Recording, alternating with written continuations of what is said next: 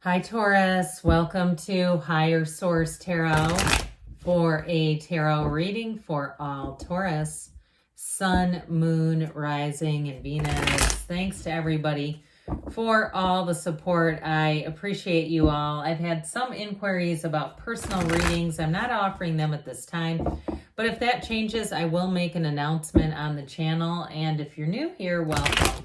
I post new readings on Friday, then again on Monday. So if a reading doesn't fit, just come back in a couple of days. Fridays are always a general reading. So today's reading will touch on all aspects of life. Mondays are a different style every week. You're just going to have to come back to see what that's all about. And if you like tarot and you like the channel, I'd love to invite you to subscribe to Higher Source Tarot. What advice do you have for Taurus? Sun, Moon, Rising, and Venus. What does Taurus need to know, please, for the best and highest good of all involved with Taurus? All right, we will start here with the tarot, and then we'll have the angel answers today. You have here the Seven of Cups, Death, the Hermit. Boy, we're getting deep now. The Eight of Wands, the Knight of Swords, the Nine of Swords, the Queen of Cups, and the Wheel of Fortune. Well, especially the Wheel and the Eight of Wands, you've got unexpected change. And I do feel like, too, it may create just a little bit of turbulence in your life. But that Seven of Cups, that's the torment of the daydreamers. So we got to be careful with that, because when we start to see that, it can be a warning to get more intentional, more focused on what you really want. You have Taurus, Scorpio, Aquarius, you've got Leo, you have Virgo, and three major arcana. We've got quite a bit of air and water here. Plus, we do have a little bit of fire. So anyway, with the Seven of Cups, for somebody too, it might be take off the rose-colored glasses. Something with the Nine of Swords and Death gives me like there should be an ending to something that you're debating. It's sort of like that ping pong match in your mind. So if there's somebody that you need to let go of, you might have to make it a little more permanent this time around, because with this orb, it's just a bad habit too. If it's something that you're doing and you're having a hard time stopping yourself, I get that too with that Nine of Swords. It's like this sort of, it's like just there's not a commitment here in some ways. If that's you, it can be stagnant energy, I think is what I'm trying to say. So with this, it's a warning, like I said, to really focus on your own desires, but also your own needs, and to be honest with yourself about some things. So with this, so overall, it is about getting into reality, and with the Death card, that sure should help. So the Death card is going to help you move past something. If you've had some sort of a barrier, an emotional, mental barrier, something that kept you tied to somebody that you just feel like wasn't serving you, or if it's a job too, or even a house. If you say, we have outgrown this house, I've outgrown this, or if you're an empty nester and you're saying, this is too big, I need to move on with my life, here's where you do the moving on. So with the Death card, we know it's always about a new beginning, and Death brings you into really, truly a time of happiness. It brings you into something better. It is a symbol that happier times are ahead. You move forward confidently. That skeleton represents your higher self telling you it is time to let go of something. So whenever we see death, we try to embrace it, because it really is about embracing that new life and allowing yourself to change. It's transformation, new from the old, a rebirth. Okay, your time is here to have a rebirth. So with the energy of the Hermit too, I mentioned we're going deep because you have it with Death too, this understanding of yourself in a deeper level. And this is something that we get from meditation, from really connecting to our higher selves. It's not just like, walking around at a golf course or something. With the energy of the Hermit though, when you're quiet and you're in that stillness of your soul, your heart will whisper the truth. And this is what helps you to really expand. Now, for some of you, if you're moving on from a job and it feels like there's a conflict, like, there's stability there, they'd never fire you. I've seen that too, where, finally somebody did get let go and they said, I never would have done this. I needed to do it, but I never would have. With the Hermit energy, you're going to move forward. And like we were just talking about, I do feel like you may meet somebody important who helps you to do that. Somebody in your life, whether it's a mentor or it's just somebody who has good advice on an area, especially career related. But with the Hermit, it really is a time of success. It's telling you you are on the right path. And it's following your destiny. It's following your own wisdom, your internal guidance. But whatever happened here, whatever is happening, when you come out on the other side of it, you're going to make gains. It's really saying that you've gotten a lot of wisdom out of the situation, or you will ultimately have wisdom. And if it's a relationship too that ended, I sure do see something great coming in. And especially if it was something where you invested a lot in it and it caused you a lot of turbulence. Because I do get with this air energy down here, a lot of turbulence in your life. So for some, you may just take a break, and you might find that you distance yourself a little bit more from people, at least temporarily, to allow yourself to be able to actually really to change directions a little bit, because you have it big time here. And if it is a love relationship, I see things taking off. Okay, I actually even like it like this. This is nice too. Let's do it like this because I think these were more in the order.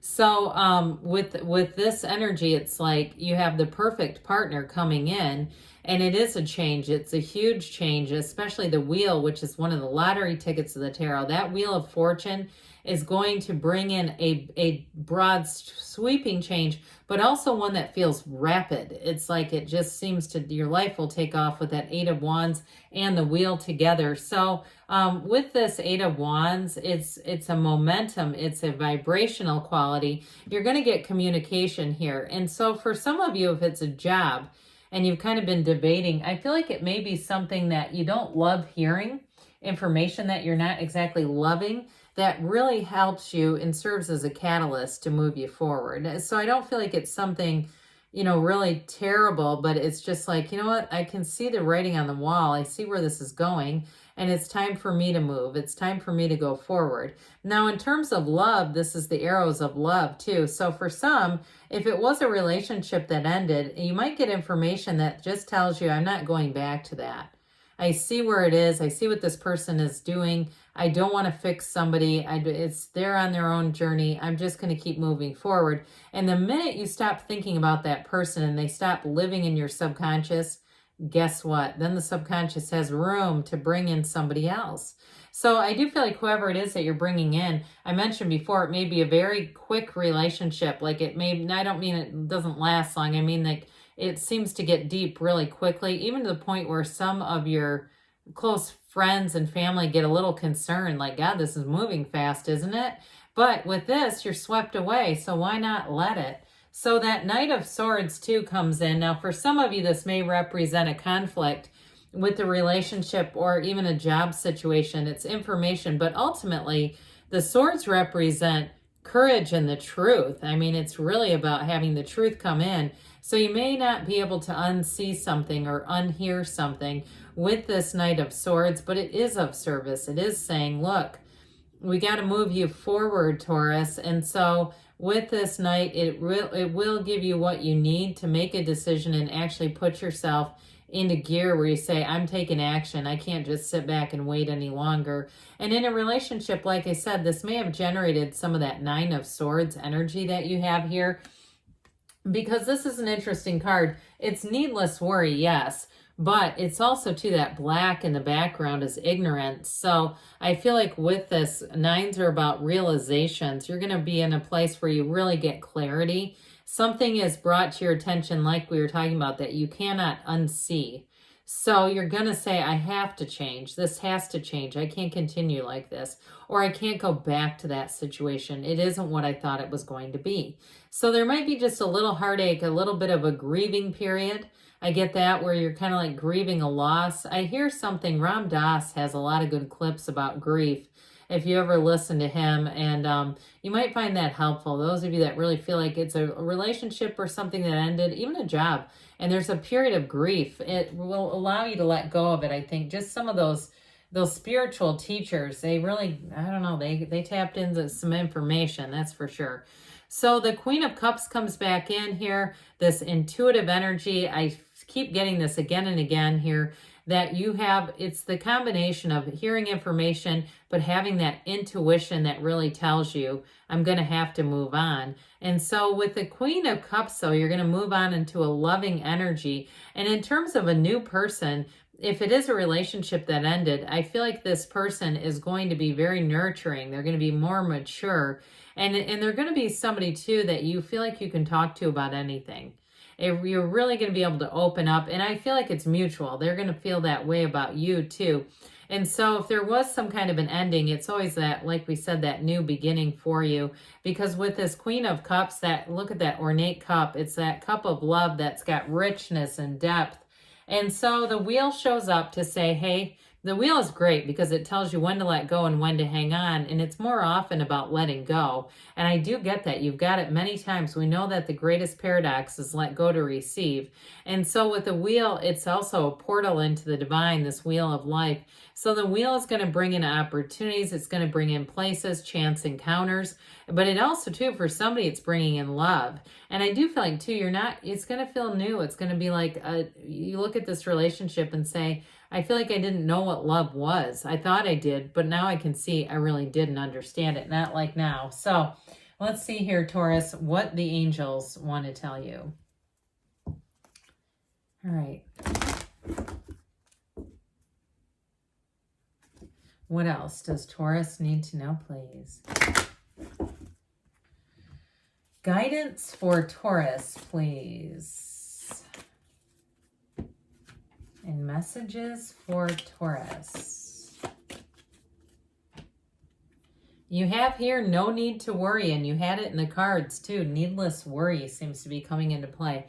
The situation will improve. So again, if you're in Nine of Swords, that restlessness and somewhat feels like floating anxiety, it's going to pass because you're coming into a time of abundance. And we have here, you're ready for the abundance. And we have, yes, okay, good things are on the way for you, Taurus. I love you, and I'll be back again soon.